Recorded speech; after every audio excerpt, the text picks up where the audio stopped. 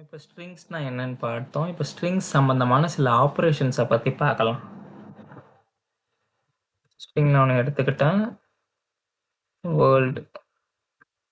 இப்போ இந்த ஸ்ட்ரிங்கை நம்ம எப்படி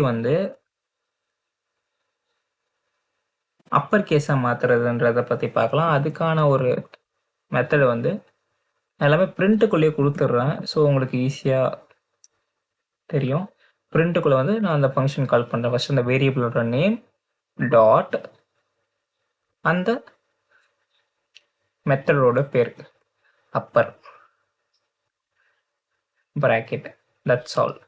இப்போ நான் இதை ரன் பண்ணேன்னா பாருங்கள், ஃபுல்லாக அப்பர் கேஸில் இருக்கும்.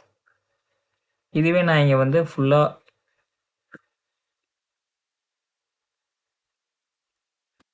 அப்பர் கேஸில் கொடுத்துட்டேன்னா என்ன பண்ணலான்னா இங்கே இதை லோவர் கேஸாக மாற்றிட்டு டாட் லோவர்னு கொடுத்தேன்னா ஃபுல்லாக லோவர் கேஸுக்கு மாறிடும். இப்போ என்ன பார்த்தோம், first A வேரியபிளோட name war name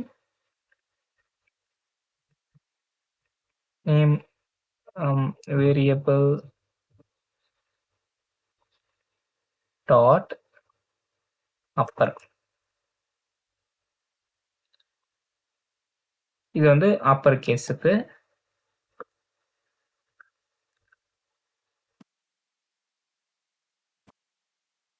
dot லோவர்ன்றது lower கேஸுக்கு. இதுவே இங்கே நான் கொஞ்சம் ஸ்பேஸ்லாம் விட்டுருக்கேன். முன்னாடி கொஞ்சம் ஸ்பேஸ்லாம் விட்டுருக்கேன், பின்னாடி ஸ்பேஸ் விட்டுருக்கேன். பட் பிரிண்ட் ஆகிறப்ப இந்த ஸ்பேஸ்லாம் எனக்கு வரக்கூடாதுன்னா அதுக்கான இது dot strip.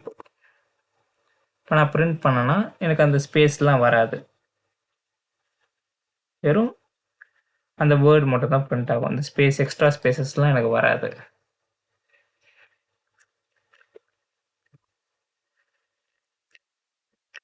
Dot variable name dot strip. அடுத்து பார்க்க போகிறது ஒரு ஸ்ட்ரிங்கில் ஒரு கேரக்டர் இருக்கும். அந்த கேரக்டருக்கு பதிலாக வேற கேரக்டர், அதுக்கு ரீப்ளேஸ்ன்னு இருக்கும். ரீப்ளேஸ்க்குள்ள நீங்கள் கொடுக்க வேண்டிய கேரக்டர், அது ஆல்ரெடி இருக்கிற கேரக்டர் கமா ரீப்ளேஸ் பண்ணக்கூடிய கேரக்டர்.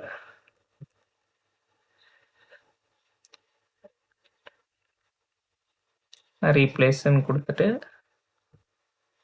அதுக்குள்ள டபிள்யூன்றதுக்கு பதிலாக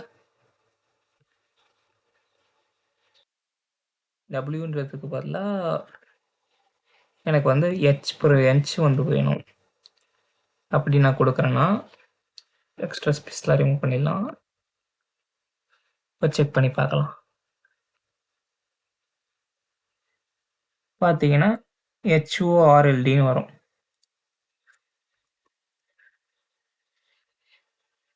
நான் ஒரு டியூரட்டி ரன் பண்ணி காட்டுறேன்.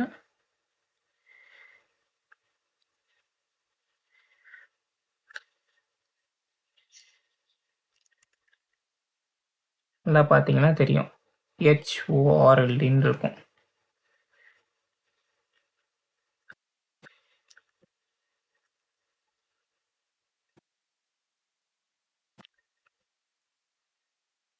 இதுவே இந்த கேரக்டர் இருக்கு வேர்ல்டு, இதில் எனக்கு இது WO தனியாகவும் RLD தமிழ் தனியாகவும் இந்த R வேணாம். இது தனி கேரக்டராகவும் இது தனி கேரக்டராகவும் எனக்கு வேணும்னா அதுக்கு என்ன பண்ணணும்னா ஸ்ப்ளிட்னு சொல்லிட்டு ஒரு மெத்தட் இருக்கு. அந்த ஸ்ப்ளிட்டுக்குள்ள நீங்கள் எந்த இதுலேருந்து அதை ஸ்ப்ளிட் பண்ணணும். இப்போ நான் ஆறுன்னு கொடுக்குறேன். கொடுத்துட்டு நான் பிரிண்ட் பண்ணேன்னா பார்த்தீங்கன்னா WO தனியாகவும் LD தனியாகவும் இருக்கும். இது எப்போ யூஸ்ஃபுல்லாக இருக்கும்னா, இப்போ நான் 2 கேரக்டர் வச்சுருக்கேன். வேர்ல்டு சிட்டின்னு நான் 2 ஸ்ட்ரிங் வச்சுருக்கேன். நான் கமா நான் வச்சுருக்கேன் ஸ்ப்ளிட் பண்ணுறதுக்கு செப்பரேட்டராக. இந்த கமா தான் செப்பரேட்டர். ஸ்ப்ளிட் பண்ணும்போது பார்த்தீங்கன்னா வேர்ல்டு தனியாகவும் சிட்டி தனியாகவும் இருக்கும்.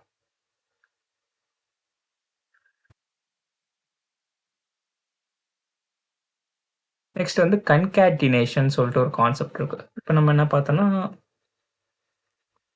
ஸ்ப்ளிட் பார்த்தோம். ஸ்ப்ளிட்டுக்குள்ள நம்ம கொடுக்க வேண்டிய செப்பரேட்டர் வாட்ஸ்ல.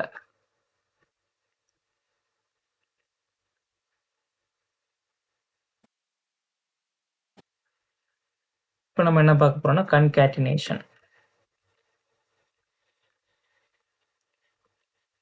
கன்கேட்டினேஷன்னா நான் ஏன்னு ஒரு வேரியபிள்ல ஹலோன்னு வச்சிருக்கேன். பின்னு இன்னொரு வேரியபிள்ல வேர்ல்டுன்னு வச்சிருக்கேன்னா எனக்கு இது ரெண்டுமே சேர்த்து எனக்கு இங்கே வந்து பிரிண்ட் ஆகணும்னா நான் என்ன பண்ணேன்னா சின்னு இன்னொரு வேரியபிள் எடுத்துக்கிறேன்.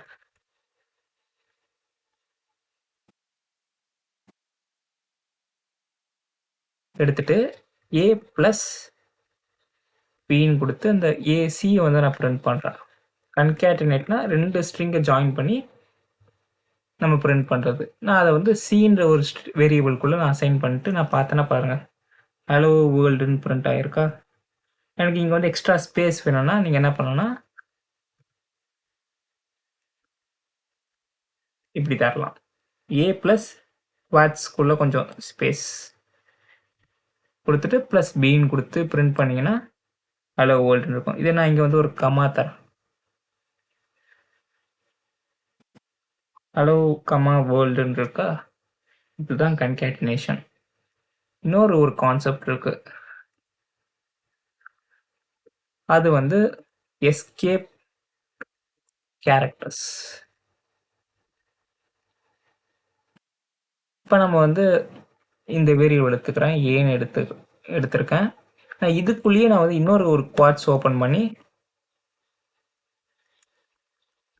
வெல்கம்னு தரேன். எனக்கு எரர் காட்டுது பாருங்கள். ஒரு குவாட்ஸ்குள்ளேயே இன்னொரு குவாட்ஸ் யூஸ் பண்ணால் உங்களுக்கு எரர் காட்டும். அதை நம்ம எப்படி ஓவர் கம் பண்ணுறதுனா இந்த குவாட்ஸ் பக்கத்தில் ஒரு பேக் ஸ்லாஷ், சரி முன்னாடி ஒரு பேக் ஸ்லாஷ், அப்புறம் இதுக்கு முன்னாடி ஒரு பேக் ஸ்லாஷ்.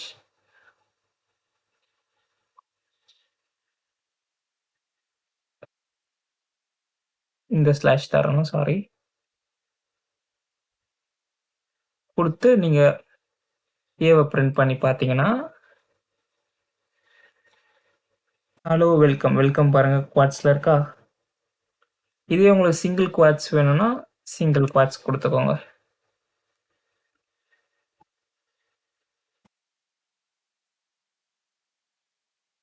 இப்போ எனக்கு வந்து இந்த வெல்கம் வந்து ஒரு புது லைனில் வேணும்னா ஸ்லாஷ் என்னன்னு கொடுத்தீங்கன்னா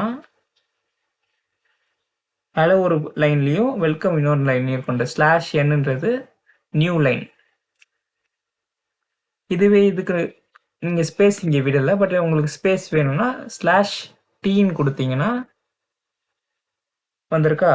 டீன்றது ஒரு டேப் ஸ்பேஸ். இங்கேருந்து ஒரு டேப் கிளிக் பண்ணிங்கன்னா ஸ்பேஸ் வருதுல, அதாவது 4 ஸ்பேசஸ். இதான் ஸ்லாஷ் டேப். அப்புறம் வந்து இன்னொரு கான்செப்ட் இருக்கு. அது வந்து ஃபார்மேட் ஸ்ட்ரிங். இது என்னன்னா இப்போ நீங்கள் வந்து ஒரு ஸ்ட்ரிங்கையும் இப்போ ஏஜ் ஈக்குவல் டு ஒரு வேரியபிள் வச்சுருக்கேன், ஏஜ் ஈக்குவல் டு 18 வச்சுருக்கேன். நெக்ஸ்ட் அதே இதில் வந்து ஏன்னு ஒரு வேரியபிள்குள்ள ஐஎம்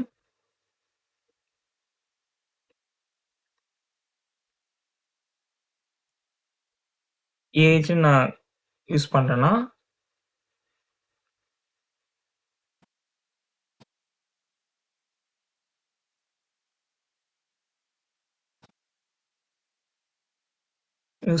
உங்களுக்கு பாருங்கள் எரர் காட்டுதா. அதாவது ஒரு ஸ்ட்ரிங்கையும் ஒரு இன்டிஜரையும் உங்களால் வந்து இது கன்கேட்டினேட் பண்ண முடியாது. ஸோ அதுக்கு நம்ம என்ன பண்ணலாம்னா ஃபார்மேட்டிங்னு ஒரு கான்செப்ட் இருக்குது. String formatting. கர்லி ப்ராக்கெட்ஸ்குள்ள அந்த வேரியபிள் நேம் நீங்கள் கொடுத்தீங்கன்னா ஐஎம் எஸ் ஓல்டு. இப்போ நான் ஏ பிரிண்ட் பண்ணுறேன். கீழே பார்த்தீங்கன்னா தெரியும், சாரி இங்கே எஃப் யூஸ் பண்ணோம், எஃப்ன்ற வேர்டு யூஸ் பண்ணோம். பட் ரன் பண்ணி பார்த்தீங்கன்னா ஐ எம் 18 இயர்ஸ் ஓல்டுன்னு வந்துருச்சா.